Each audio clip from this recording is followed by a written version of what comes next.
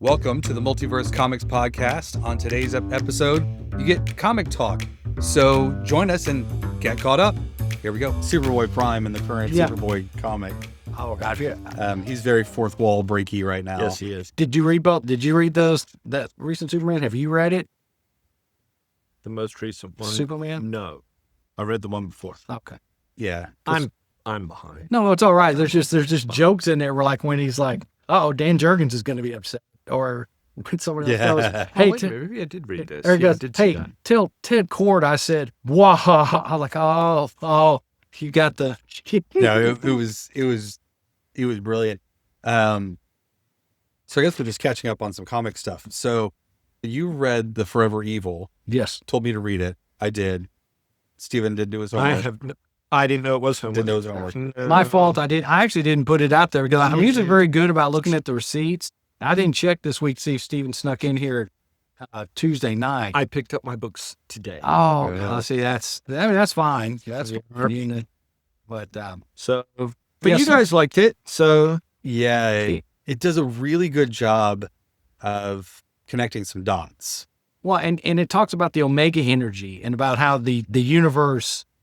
They're even acknowledging, the universe is just darker because of X, and you're like, oh, we've been talking about that for a year. Well, so that's also the Justice League Omega, whatever The Omega special, the one. special. That one, I think that book is this year's all-in special. Probably. That Omega book, the Justice League Omega book, is this year's all-in special to me because it talks about something I didn't realize when I thought Darkseid just blew up and all of his energy created that new universe. What they talk about in that one pretty early and in the preview, so you're not missing anything with this. Okay.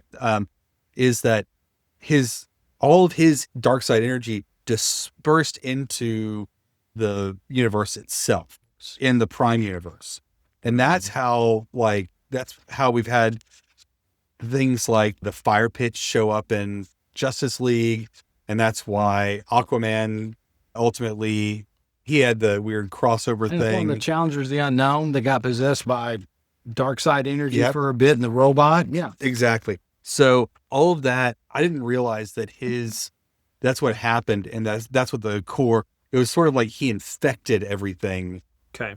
with his ooze when he blew up. Ah, Had different words, and I thought that was better, Kinky. but it was less good. I don't know. I had to sign a paper saying it. that. You wouldn't say ooze? It's in mixed company. Darkseid. Yeah, Darkseid ooze. And yeah. yeah. It's just, There you go. No. Well, sorry. nah, it's all right. It's I've got a funny feeling this particular episode, boys and girls, is going to be have a bit of a jazz influence. We're going to be a little bit ratty-tat-tat, bouncing around, a little scat, just a little what have it, because I have to immediately leap in and completely change the subject because of the thing right in front of me. What is this? Is this somebody we can order from? yes. Do So we get decent discounts? yes. Are you looking at that? Are you looking at that All right, prisoner friends. thing right there? I'm going to tell you. Remember, we have an audience here. We have That's right. an audience that's all right. So this is a new catalog that has come to us from Alliance Entertainment. Here's the background. Okay.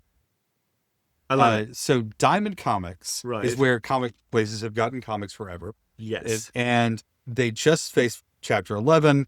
The company got Split. bought and split up. Alliance was the gaming piece of their business that sort of survived. I'm not exactly sure what happened. It went into something different than Well, this is people the who person. bought This is the Diamond outfit you have. Comics. This is the outfit you have to follow up some of those game questions. Yes. So yeah, So Alliance is who we buy our games from, and Right. it has been for day one. a long time. Okay. Yeah. They're one of our primary. There's two that we use, but they're the primary. They're one of the primaries. And so now they've put out this new catalog that's like, here's a lot of the stuff that you basically used to get from Diamond, Right. and you can get that stuff from us now. And Are you in trouble? it's a big deal because, like, statues, for example, we used to buy almost all of our statues from there, and we sold a good number of statues. I think you guys have bought a good number of those statues. Possibly. Yeah, maybe. When Anyway, so Diamond, that used to be Diamond Direct. That was their statue company. they don't do that anymore. So where do you get that sort of statue from now? There's a bunch of those in this catalog, Right. that you can. So I was talking to John, because I bought a new statue cabinet, and John was like, well, we don't really sell any statues anymore. And I'm like, well, he goes, like, where do we get them from? I said, I happen to know a place, because they had just sent this thing, instead of to the shop, they sent it to my house. That's why these are out right now, is because I happen to bring them in with me today. So, but this you is can go home and peruse. Yeah. And I think the way that it works is, well, it depends. I've got to figure out what their shipping is going to be like. What drives me nuts about these guys is you get free shipping. Like the gaming companies, you want free shipping, right? So you spend $500, $750, whatever on your order, you get free shipping. But on all this stuff, it's going to be so random when it comes out, because you'll order a statue and think it's going to come out in 2 months, and you'll see it next year. Right. And they randomly will send it out. We'll order pops because there's a really great show coming out. We want to be on the forefront of this trend with the new TV show, and we'll get it when season 2 starts. Right. Like, it's just Meanwhile, Target has it. Yeah. They've all had theirs on time. So it's really, really, that's super annoying. Yes. Honestly. But anyway, so Alliance, we'll see how that all works. But I have high hopes with this new, the new ability to order shelf-worthy stuff. Marvelous. Well, Steve may have some test material. Well, absolutely, because as are you picking out like box sets and yes, stuff? because long-time podcast fans will remember that this guy is a huge Criterion Collection nerd. Yeah. And they have their twice annual 50% off sale. But there's a Criterion Collection page in here. Yeah. And they've got... He's just going to tear it out of the catalog and just go, here. There you go, yeah. They have the Wes Anderson Archive 10 Films, 25 Years Criterion Collection. It is a $500 boxed set. But, boy, that would be pretty. I loves me some Wes Anderson. Yeah. They've also got an A24 section. A24 being arguably the Cinderella story of Hollywood, I think, over the last few years. This small little independent financier who seems to be knocking it out of the park with horror movies and quirky dramas and stuff like that. They did Civil War with the Alex Garland thing. I believe they did. Death of a Unicorn, Baby Girl, Queer, The Brutalist. Yeah, I mean, and of course down here, hot new releases, Spinal Tap 2, The End Continues, and The Toxic Adventure with Peter Dinklage. I mean, that's a fun weekend right there. I'd go for that. Look at you. I know. I know. Spring in your step. Comics. It's not just games. Well, I was thinking, oh, well, we're not going to do any of those stupid movies. But apparently, maybe we will. We might. There's vinyl in here. I'm looking at this and I'm like, oh, that's interesting. And then I had to go back like, hang on a second. Turntables? Yeah, there's vinyl. There's also video games, which we've Paul always Stanley avoided. Kiss mini guitar replica, drummer seats. I mean, this is.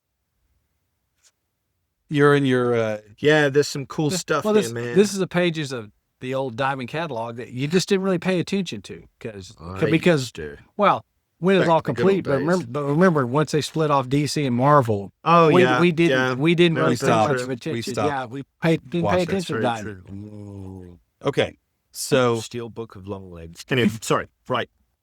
Going home with Stephen for slide that over to the wife. Hey, I need some. There you go. There we go. What else are you reading? Well, I finished up the Justice Society. Yeah. Because this 12th issue wraps up the contemporary storyline with a kind of a small cliffhanger because they're going to go through now and do 1940 stories for the next arc. So they're going to flash back to the early days. Fun. But I now understand. At first I was like, why are they doing that? But the cliffhanger brought a longtime member back that we haven't seen with the Justice Society for a bit. And who's that? Don't want to spoil it? Nah, tell it. Tell it? I said tell me. Oh, yeah. Specter. Oh, okay. Specter shows up and he has infected Kid Eternity. And so now she's a little specklet. Okay. Just Well, because from last issue, she can channel dead JSA or power. Okay. She can channel dead JSA power sets because they're talking to her in the other realm. So she's right. And so this issue, they're kind of wrapping that up. And, you do the obligatory, some of the team are leaving, some of the team are coming back. Somehow Stargirl is back. And I know that's a Geoff Johns permission thing because... Does he own that? It's based on his sister who died. this is going to be. Yeah. This is like This- Neil Gaiman saying. Yeah, and Yeah. he doesn't own it. No. But he has a gentleman's agreement that he gets to kind of say, yeah, you can use her. No, you can't. And And what I can tell you about those gentleman agreements is that they last precisely as long as the publisher thinks that it would be just ask an that. option to actually have them do more work in the future. Just ask Frank Miller, Or Alan Moore. because Miller's gentleman agreement was Elektra. Yeah. And Marvel was all, give us more Elektra. Say, okay, I'll tell you what, I will do a special hardcover story, and then that'll be the end of it, right? And it was like, yay! And then she appeared in Daredevil, and that And now she is Daredevil. and that's when Miller was like, I will never work with you again. Fast forward 35 years later, he's doing these covers. Let's talk about this guy. Yeah. But so fellas. that's I always like Courtney because Allie liked Courtney. Yes. So it's just interesting how they wrapped it up because I didn't understand why I was going to get, it sounds like a year's worth of flashback stories. We're going to be they're going to, kind of like the old days when they'd focus on 2 heroes at a time in the old All-Star comics. That's what they're doing with the original members. Right. But I have an idea that the Specter power set is going to have something to do, there's going to be a modern day element to it. But this was definitely better than the last Justice Society Geoff Johns run that just... Well, that one was nonsense. I have no idea what happened there.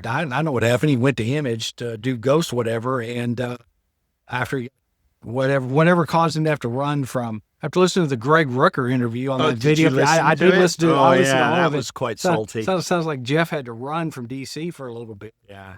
It's a bit chewy. I don't understand. So tell It's up in our group channel. There's a 2-hour Greg Rucker interview because he's gotten to come back to DC to work on the Cheshire Justice. Cheetah, Rob the Justice League, Rob the which Justice is actually a fun... It is. It's a fun book. It's got an Ocean's 11 vibe too, very much. It really does. With kind of an X rating little vibe at the beginning. The crew that they're assembling Yeah. are so off the wall.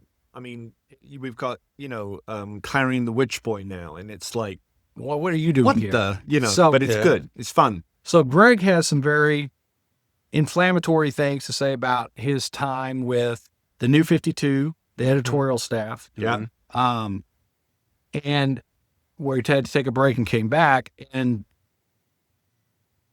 in the middle of it is a lot of direct, and once again, I have no idea the truth of this, but at the time, Geoff Johns was in senior management, and it sounds like there were some writing promises made for assignments and things that were not honored. Yeah. And that to Geoff or by Geoff to Greg. Okay. And that Dan Didito, Dingaling, I'm working on Defenders of Earth now, was also a part of. Yeah. And I remember Greg from his Gotham city cop drama. He did Gotham Central Gotham with Ed Central. Brubaker, but he also did some of the new Batman stuff post. But he did Batman No Man's Land. Yes, But he also did he was Wonder Woman. He did. Okay, so can I take the reign here? He can just for a because quick second? he even admitted that he didn't do as well as Greg Rucker, great writer, very excellent comic book writer. I read a little bit of his prose, very good.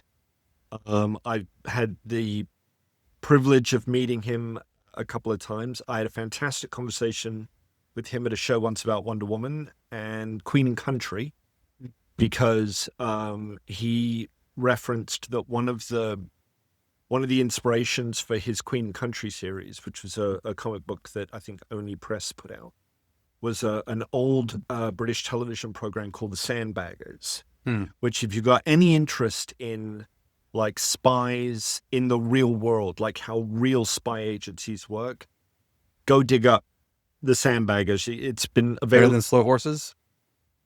for its its time. Yeah. Yes. Okay. If that show was made today with the way that I don't know, that it's a tough one. Yeah. That would be that's kind of like, you know, He's really putting the gears to this too. I really like this. I like it. Because Slow Horses is that's how you kind of see, like, this is actually how they work. Yeah. It's a bit of a wing and a prayer sometimes, you know. Another good one, actually. This is how our world is held together. Like, oh my gosh, all of these like terrifying. behind the scenes secret people that are winging it, It's that don't know what's going to absolutely happen, terrifying. that might get lucky and might not. You've got this, you know, Yeah. filthy, flatulent, you know, he's a wreck. He's an Gary absolute train Oldman, wreck. yeah. And he's the guy Holding it together. holding it all together. Yeah. So anyway, so we're having this conversation, and he was a lovely man. He was he took over Wonder Woman, and now some people really have a very, very treasured spot for George Perez's run on Wonder Woman. Okay, I don't, but it's not because of anything George Perez did or didn't do. It just didn't kind of connect with me. But when Rucker landed on that book, I was like, this is the Wonder Woman book I've been waiting for my whole life.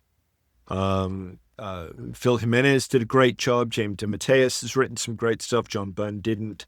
Perez's stuff is... I'm sorry, no, the Byrne run on it was just, this is nonsense. It's just She-Hulk with a tiara. No, it wasn't. I wish it was. And I'm not saying that Perez's run was bad. It wasn't. It was good. It just, I don't have the same, like... Well, you've been a lifelong Wonder Woman fan. Yeah. And so, like, for me, when I grabbed it because it's right after Crisis. Yes. So that was the Wonder Woman I learned about, but because Don Heck was drawing her the last 2 years of her Correct. life, and that was as boring as okay. But Yeah. as we have gone on, you've recommended other eras of Wonder Woman that I can see how you've gained. And again, it's not to say that it's bad. It is very good. And if you like the character and you've not read it, flipping well, pick it up and read it. I'm just saying that for me, it wasn't the end all be all, like how I know it is for many people. William Messner-Loebs did some work on the character that I quite liked as well. But anyway, Greg Rucker lands, and I'm like, oh my gosh, this, I don't know, it just spoke to me. And Rucker was doing an amazing job, and he had this fantastic story, and it was all going great.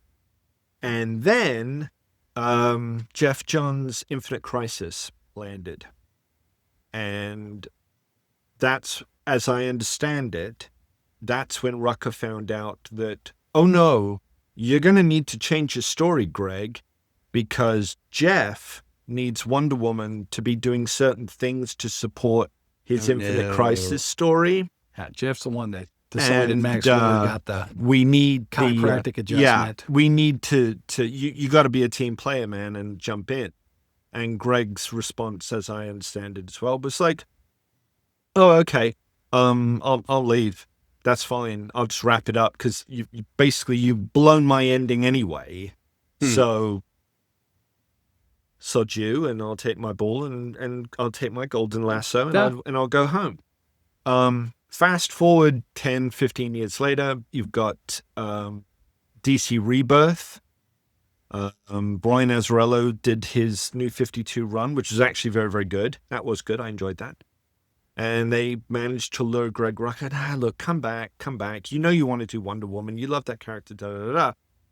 And what Rucker got was a huge hissing contest with Frank Cho over the B covers for the book, because Rucker in his contract with DC, Rucker has cover approval. Oh. Rucker is not a fan of Frank Cho. Oh. And I think the reason is... Well, he's not a fan of any pinup girly kind of... Rucker's from what I got could tell. daughters. Yeah. He is super protective Yeah. dad, very old-fashioned, doesn't like the whole exploitative thing. And when it comes to a character like Wonder Woman, he was like, you've put possibly, with the exception of Adam Hughes, the cheesecake artist of the time on the B covers of Wonder Woman?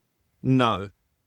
And Didn't Frank Cho, isn't he the one that did the Spider-Girl? oh yes, thing? the outrage book covers. Yeah. Oh, and they are funny. I mean, I'm in two minds on this one Spider-Woman, because right?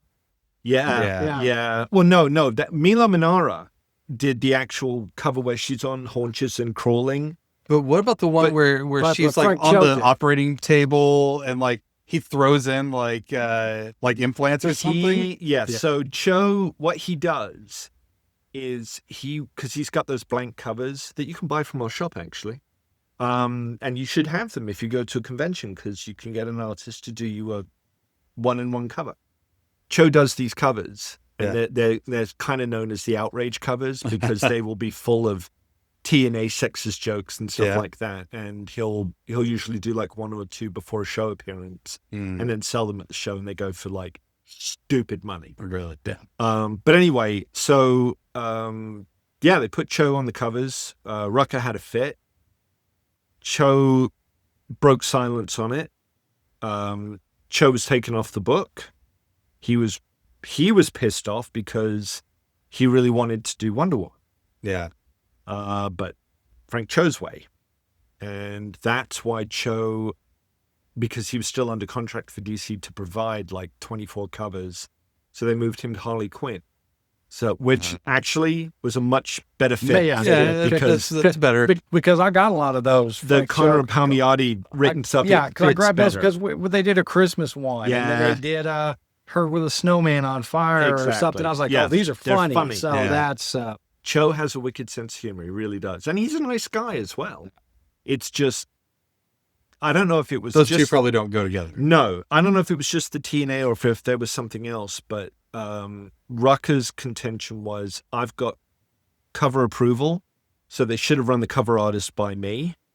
And whoever it was at DC Editorial was like, well, we were thinking like the main cover, but these B covers and C covers, I mean, do you really care about do you really those? care? Yeah. And apparently Greg Rucker, oh yeah, he cares very much, especially if he's got a contract that supports it. Jenny Frison was put on the book. She's brilliant. She's a very good artist. But there's no more cheesecake. There's no more sensationalist element. And Rucker wrapped up his run, I think, fairly quickly and was like, I'm done again. That's it. Shame me once, shame me twice. I'm out of here. And that is kind of the message that comes from this podcast. But now he's back. And now he's brought, and he'll tell you back. exactly how tentative he was. He was like, What's he doing now? This Cheshire and... Cheshire. Yeah, Okay. this little miniseries. He was like, look, some people I do respect now that, and he's not, and I hate it. I didn't pay attention to the other names. I just saw Geoff Johns and Dan DiDio. And for me, talking to store manager here, doesn't mean I'm going to take up arms and never read anything that Geoff Johns ever done. No. Because there's a lot of things he does. When he's good, he's good. But Absolutely. He's written some of the greatest comics. Some of my favorites, like Absolutely. Yep. not DC, Black Green Lantern Rebirth, Dan the Black Blackest thing. Yeah. But I do know that if Johns is sitting here and Dan DiDio's sitting here with a contract in front of me, I might want to make sure I have a lawyer look over it or, just show, because I can separate the business from that. And I'm glad comics are better with Greg Rucka writing things for him anyhow. Yeah. And, the interviewer was even like, hey, would you go back to Gotham Central, all that? And he was like, well, If Ed would. well, another thing was like, well, look who's running the department in the first issue of Matt Fraction's back. Right. I was like, oh yeah, I guess he goes, my favorite commissioner is a beat cop and Ra's al Ghul or whoever is it Vandal Savage. Vandal Savage. Right. Yeah. Well, because in Absolute Universe, the Absolute verse, it's Ra's al Ghul that looks like He looks like Vandal Vandal Savage. That drives me crazy. Yeah. Like, why are you making that character look wrong? He looks like, but so That's when I get him confused when I'm reading, because I just finished up the second issue of Fractions Batman, and I'm like, okay, so Ra's al Ghul, no wait, this is Vandal Savage. And he's like, how can you write but then they pitched that idea of Gotham Hospital. Yes. Where they're talking about, hey, I would like to write about some poor intern that starts a career at Gotham Oh, that's funny. Hospital. Yeah. As the Batman is starting, we start seeing a lot more. What the hell's a batarang? What the hell? And it goes growing into a surgeon. He goes, it to me is like, it's almost like an old school Quincy episode, except it's in the ER. And I was like, that's brilliant. Get Michael Lark to draw Well, we it. just had this, what was it? The 1100th issue of Detective Comics. Yes. And Greg Rucker has... Which I missed. I didn't get one. Oh, man. Okay, because what they were talking But about... go ahead. Greg Rucker wrote a little story about, one night at Gotham Mercy Hospital, and they're talking about there's like an inside code about bullets and knives or something like how many knives against how many bullets, something like that. It's a really good story. So good, in fact, I can't remember a bloody thing about it, but it was very good. And I would love to see Rucker on there. What I find interesting, and then we'll get off this subject, is that Geoff Johns is gone, Dan Tadeo is gone, and now you've got Greg Rucker popping back in. You've got Grant Morrison popping back in for the DC side of Deadpool Batman. Yes.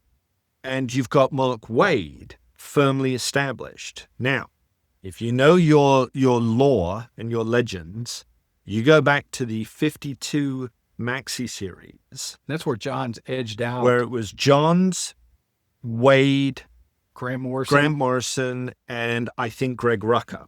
And between the four of them, they were supposed to be doing the taking weeklies. turns doing the weeklies. And for some reason, somebody made it very awkward and uncomfortable for the others, because when that was over with, Waid left, Rucker was nah, and Morrison was like, I'm going to kind of do some other things for a while. From what I understand, again, hearsay, it was Mark Waid who really got the shaft. Like, they started telling Waid what to write. See, I would be great if Waid told everybody else what to write. Well, and that's what Mark I think that's kind of what's happening at the moment. He's not editor-in-chief, but Mark Waid has been an editor. He knows story. Yeah. And just the fact that he's shepherding Superman, you've got Action Comics, you've got him on Justice League, you've got him on World's Finest, you've got the Darkseid stuff. And it's all interwoven now. Yeah. With the KO, and well, I guess that's a Snyder Williamson thing. Well, I dropped Flash here a while back. Wade's coming back to write Flash. Yeah, I'm back for that. And I'm going to start, because there's something about Impulse in there and all that. I was like, okay, because... Well, his last run, he introduced like Flash Family and the kids and the whole thing. Waid on the Flash in the 90s. Oh, gosh, I mean... And that's what some of these guys, unfortunately, go through is, there was time Mark was the juggernaut for... Yeah, he fixed Captain America. And right after the horrible armor thing, and then he got screwed over by Heroes Reborn, but then they brought him back. He had a long run on Flash, but then John showed up, and Johns was the Flash guy. Once again, when you weigh both of those, they're both equally strong. I have fond memories of both, but for different reasons. Yeah, I didn't like John's on there because he switched to Barry. Well, no, but his first run. His first run where he was Wally. Was fantastic. When he switched to Barry, it pissed me off. Well, they brought, John's always wanted to bring Barry back. The Flash Rebirth miniseries, I loved. I did because it did what John's always does. You didn't reinvent the wheel. You just brought elements back in where everyone had a part. But then when he started his own solo series is when it all fell apart. Yes. Because... he hawked the same formula he used in Green Lantern Rebirth. Kyle didn't die. Yeah. We have we have an explanation what Parallax was. We understand the Specter angle. Grant brings Barry back and went, okay, y'all figure it out. And so Johns did those 6 issues and was like, okay, I brought Max back. Yep. Impulse got straightened out. Yep. Jay had a part. Wally, we didn't kill him. Status quo, but Johns was always a Barry guy, so I want my own. And that's right before Flashpoint, and that had nothing. But the Johns Wally run was really good because that gave you a new Reverse Flash. Yes. Howard Potter. Is it Potter? Yeah. His art and Scott Collins. We love that art. I think there's... Sorry. No, well, then they fix it, and then they get run out. John's had to fall from grace, run off. I mean, I don't know if it's because of the movies or Dave that died. I think it's more tied in. I think it got into the TV show. It's more tied in with the movies and the fallout of the whole Snyder Joss Whedon thing.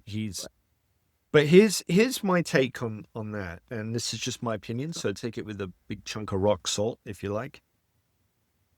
Geoff Johns, I think, had genuine love for the Green Lantern mythos. Yeah. Okay. Yeah. Geoff Johns is an avid reader of Alan Moore DC Comics. There's no denying it. Yeah. This really has pulled him in because Alan Moore does have a point. The whole revelation about Blackest Night, this was a throwaway comment in one of Alan Moore's Green Lantern stories. Just didn't do anything with it because Alan Moore didn't care to. And then Geoff Johns picked it up and made this huge thing out of it. But it was good. I enjoyed it. Yep. And then Geoff Johns is saying that, I really want Barry. Oh, I always loved Barry. Barry was a soft spot for Barry. And I've never quite bought that. I've never quite believed that. I think for me, it was an opportunity for Johns to... Are you looking at... You keep looking over there. Is there a bug on your side of the table? No. I think you scooched further back. Am I too far back? Yeah. Sorry. So I keep looking and wondering if I should fix the camera. No, it's fine. I'll stay here. I won't move anymore. I don't buy it because Johns showed such love for Wally.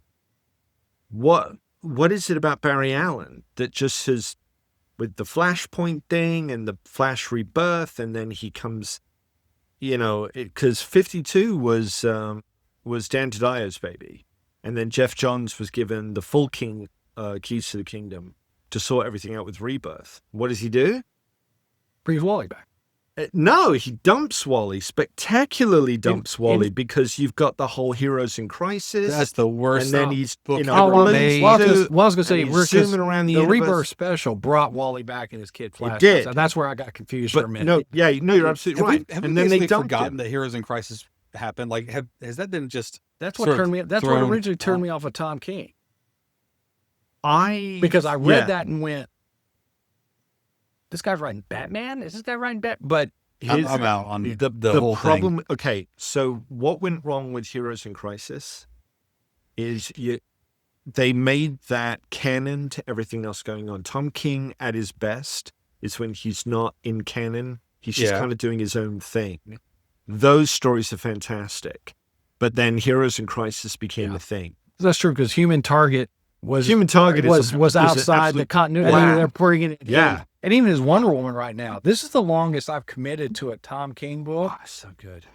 But it really does feel like it's outside, even though Batman shows up, Superman, and then Trinity. Yeah. Oh my God, the little time hopping girl story. I didn't think I would. That it gives me vibes of the old Peter David, Todd Knock, Young Justice, where I'm like, this is funny. It is.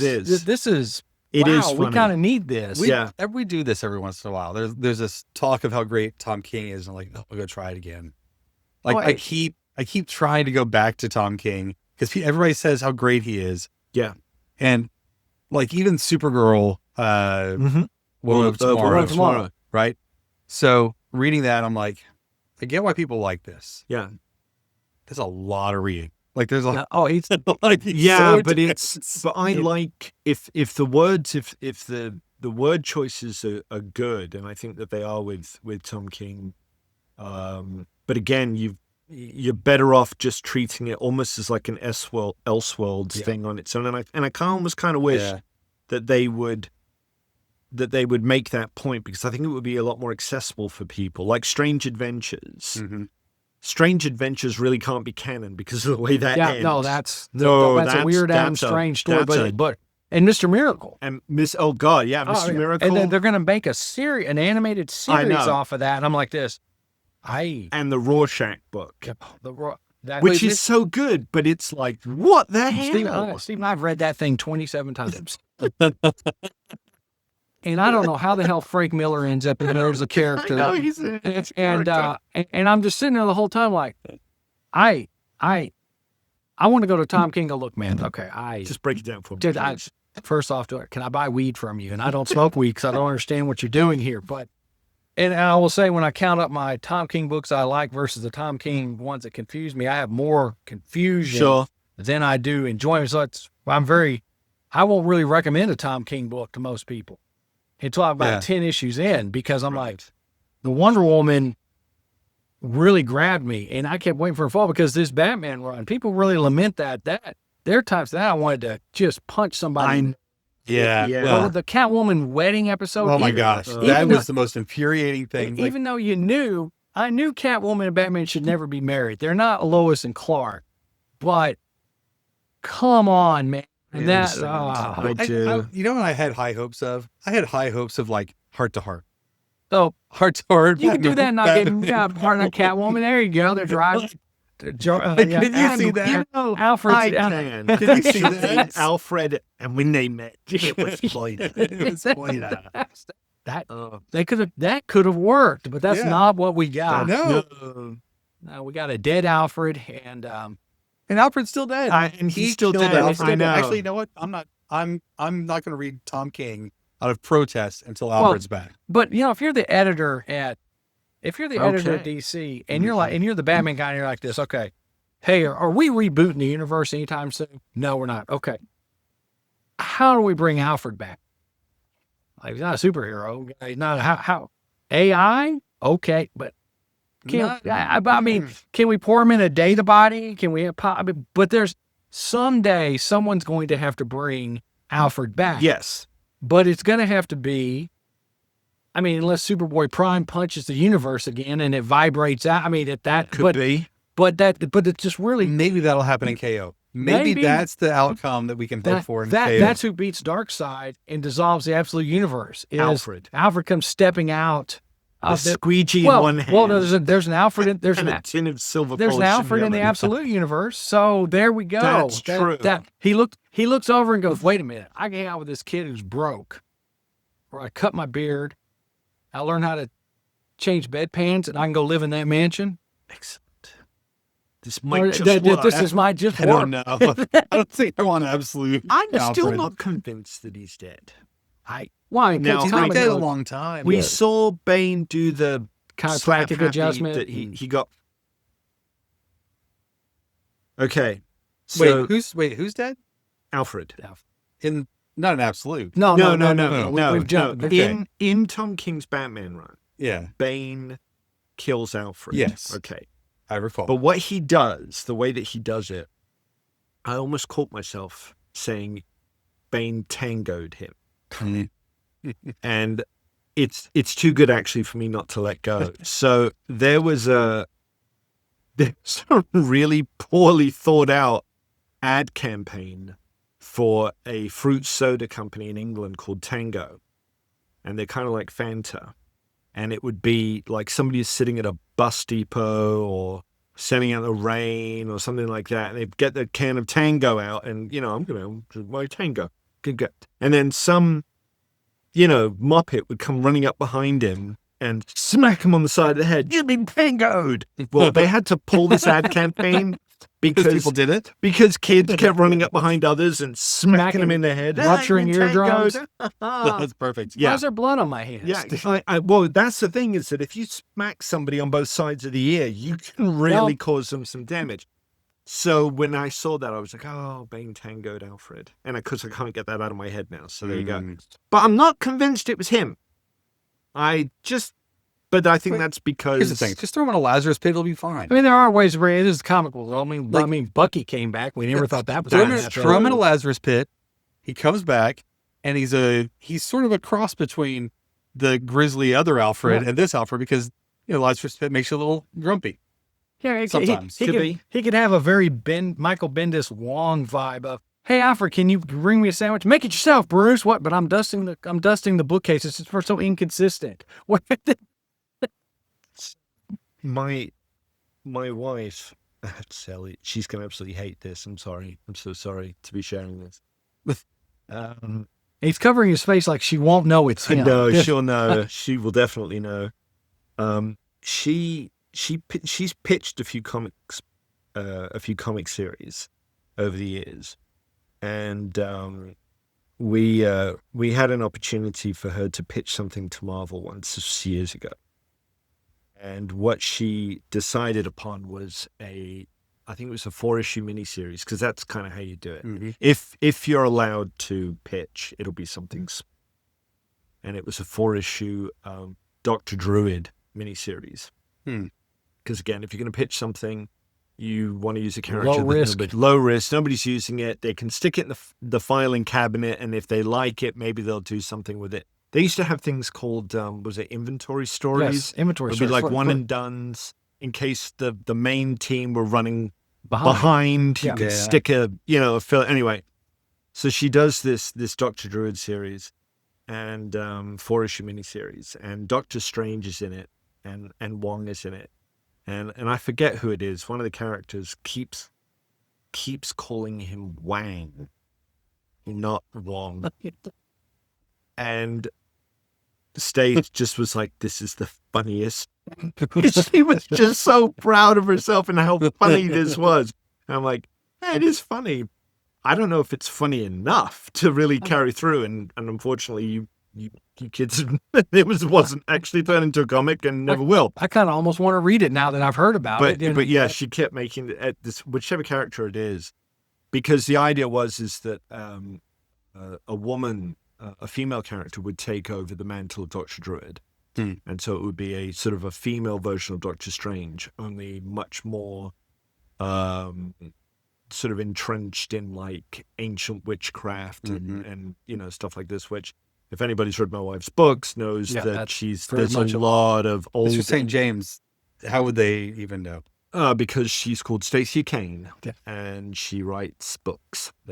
And they're very good and very scary. And I've never slept right since I read the first one, because it's really scary. But anyway, yeah, Dr. Druid. So yeah, I've thought of that in years. But Wang, I'm going to go home and I'm going to warn her that this podcast's coming up when I told the Wang story. That's so bad. I mean, maybe not. Well, maybe someone hears it. This is Marvel the perfect episode. He talked about Darkseid, oozing on things. Ooze. Wang. Once again, maybe some more John Cena stripping. Yeah. I forgot about that. Yeah. Look how far we've come in an hour. Right. Yeah. And to imagine we didn't even plan this. I know. Right. I mean, if you watch this videos, we didn't plan this. We rarely do. But I've got 2 quick things I want to throw at you guys. Please. Okay. Number 1, saw Fantastic Four. Thoroughly loved it. Okay. Super, super excellent, fun movie. Kind of wish I hadn't waited until the last possible day to see it, because it was out of the theaters the next day. Also kind of wish that the gaggle of octogenarians that crashed the theater. That's old people, folks, if you don't have halfway through the first mid-credit sequence, because they booked the room out for some other film, and then they were, we have this reserved. Yeah, it was just like, yeah, I'm sure you do, but we're still watching. Oh, I didn't see it was a movie. And they're just loud, and they got flashlights. And I thought I was there with my youngest. So I thought she was gonna pull out a proton pack and start serious. Anyways, but apart from that, super fun. And this weekend I watched all 4 episodes of the Marvel Zombies. Me too. Thing. Well, I've watched the first one, but okay. I'm aware that the reviews have not been kind. I'm aware. No, people apparently really, really hate this. And right up until the ending, I was like, you're all on drugs, because the ending I hated so much. Didn't care for the ending. Now I may have a difference of opinion if they ever do a second series, but if they don't, then this really did suck. It ended like zombie movies end. Zombie movies end in like everybody's a zombie. Yeah, I know, but I suspect there's a second, because I think it's Zeb Wells or the EP on the show has said if he gets to do season 2, he's got an idea, and it's going to be about Bucky, because he's got Bucky survives that What If episode. Yeah. Because it's the same universe as that What If episode. Right. So I had forgotten about the What If. I think I watched the What If episode way back when. And I forgot about, I saw the floaty head with the cape, that in there. I was like, where did that come from? Yeah. And why do I remember it? I couldn't put two and two together. Okay. And I thought, oh yeah, I think there was one episode of something somewhere. That's right. Where this happened. But that aside, I thought it was fantastic. It was fun. Animation is really good. It's gory. It's scary. It's got some real tension to it. I was like, this actually for animation, this is pretty damn good. They've done a good job with it. And they got a lot of the original voices. They did. And they do. I feel bad that old boy that got to do Blade's voice, that's probably the only time he's going to get to do Blade. No, it's not even him. It's not? I thought No, it it's was. not. No, it's not I Mahershala was. Ali. It's another actor named Todd Williams. He does a great job. But he wasn't Blade even. Well, no, but he was Moon Knight. He was Moon Knight. He's Blade Knight. By, or Moon Blade. But I thought was awesome, by the way. Yeah, because I'm just hearing we're probably not going to get Blade. So that's sad. I think we will, but I don't think we're going to get Mahershala Ali. And honestly, who could blame him? No. Because it dragged out too long? Yeah. I mean, they announced him not Eternals. long after. He voiced, which when I first heard it in Eternals, I thought it was Doctor Strange, because it would make more sense for Doctor Strange to be telling someone don't touch a cursed blade than a vampire hunter. Yes. But that was him. That's true. Yeah, that's been a few years now. Yeah. Oh yeah. Yeah. We were supposed to see Black Knight. Yes. From that. Yes, that's we were right. in Eternals too. Yeah. Yeah. Yeah. Well, you know what? I rewatched Eternals not long ago, like less than a month ago. Okay. And I didn't hate it. On the small screen, I think it works a lot better. Yeah. I didn't see it on the big screen. I saw it on the small screen. I think you have a different relationship with things when you see them on the small screen. I enjoyed it. It wasn't a bad. Once again, most of these, they're not bad stories. No. The problem is, and like with comic books, where did it come out? Yeah. It came out 60 days after Endgame. Yeah. So I don't care if it was 4 hours of Winnie the Pooh dancing and frolicking with Captain America and Jax from Star Wars. It wasn't going to make any money because now everyone goes Endgame. That's what they want. Every movie they want. That's very Endgame. true. That is very true. Yeah. So, same thing happens in publishing. After Crisis on Infinite Earths, Yeah. and then you got Batman Year One, you want something else, That's and true. then you don't get it. It's what makes me tangibly relevant, but not. DC's really rocking right now. Mm. It's just boom, boom. We're enjoying how much is coming in. Yeah. 2 years ago, you couldn't have paid me to buy a DC comic.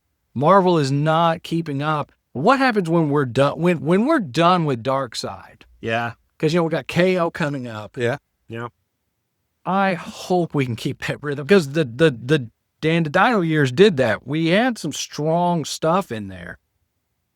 Blackest Night, all that. And then because these guys no longer, when they peter out, they don't just make a slight.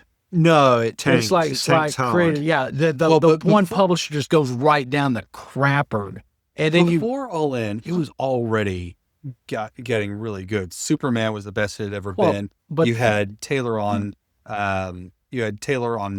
And we just loved it. Good. Like there was some. It was already the best story. Wade was already doing what he's doing. There were some good singular things going on, but Tom King was already on Wonder Woman. He was. But 5 books out of how many? I mean, our sales are reflecting what the all-in movement. Yes, you're right. We had these people here, but it wasn't.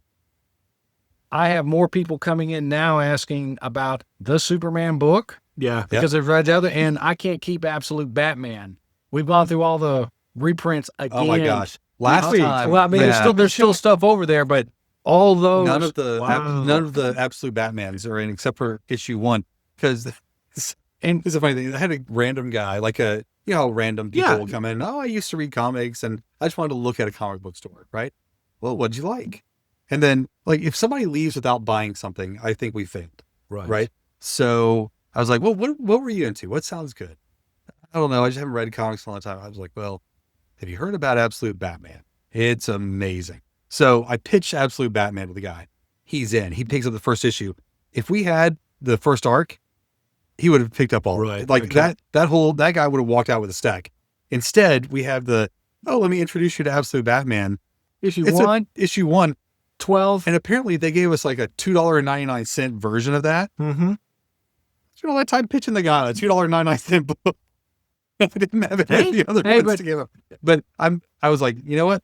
By the time you're done with that, we'll have the other ones in. Come get it. Well, we blew through the softbacks too, because I've got a stack of softbacks for the Absolute Superman, but the Batman. I was worried about. We should buy those by the case. Well, I mean, they want to buy 2 cases. They did of the those. reprints on issues. Well, I mean, 2 through. Yeah. When's the last time we blew through 8 trade paperbacks? I mean, well, there does come a point where these back issues are a year old. I can't. Absolute Batman came out a year ago. I can't give away Absolute Manhunter though. And I'm like, that's because there's a lot more going on in that than you think, kids. Here you go. It's too I gotta tell trippy. you, I have a hard time with. I don't like trippy comics in general. I don't like, either. It's my Silver Surfer problem. Yeah. And but I'm really and also my enforced. Doctor Strange problem. I love the characters, but their comics are always way too trippy. Depends who's writing it. Well, and once again, it's hard to look at the artwork, but the story in Absolute Manhunter really has me intrigued because it's the first one that said, "Oh, have y'all heard of Darkseid?" And I went, "All right, look right here, look at that." But the tribute for me right now is Absolute Green Lantern. This new one that came out, what introduces Absolute everybody else. I've read that 4 times, and I'm going to hand it to one of y'all to read and then explain it to me, maybe with puppets or something. Because did you know it's what they were so talking good. about with Hammond in there? Like, No, have you seen him at all? I've seen him. I mean, he's in there trying to be Maxwell Lord, but not Maxwell Lord. And I'm just like this. What? It's a Green Lantern book. I should be able to put the colors together and at least figure it out. And, you know, green does this. Yeah, it's green and orange does this. Well, Forever Evil, that book came out. That helped. Like I said, there are certain connector books that are just must reads, and that was Forever Evil. Absolutely. Absolutely, yeah. Forever Evil was the New 52. That was Geoff Johns one. Yeah, I didn't like that one. Okay. Absolute Evil, the new one, the Absolute Evil one. Kind of. That's a connector book that I feel like it was like, and here are all the things you should have been paying attention to. Yeah. You know, like it pulls out like what was important about the different storylines and there's how some they things tie the together. 3 of us talked about that they wrote in there. So there's a couple of things we've predicted. Let's wrap this up and give me 5 minutes and I'll read it and then we can talk about it because it'll be fresh. Cool. Yeah. Well, join us next week, folks, when we talk about apparently Absolute Evil. That's next. Crazy. Thank you for watching the Multiverse Comics podcast. If you'd like to come see us in person, you can do that at the Multiverse in Hearst, Texas. If you'd like to shop with us online, you can do that at www.multiverse.shop. If you don't have a friendly local comic shop, we would love to have you subscribe with us. You can see it right there on the front of our webpage, multiverse.shop. We walk you all the way through there. We'd love for you to be part of the family. See you next time.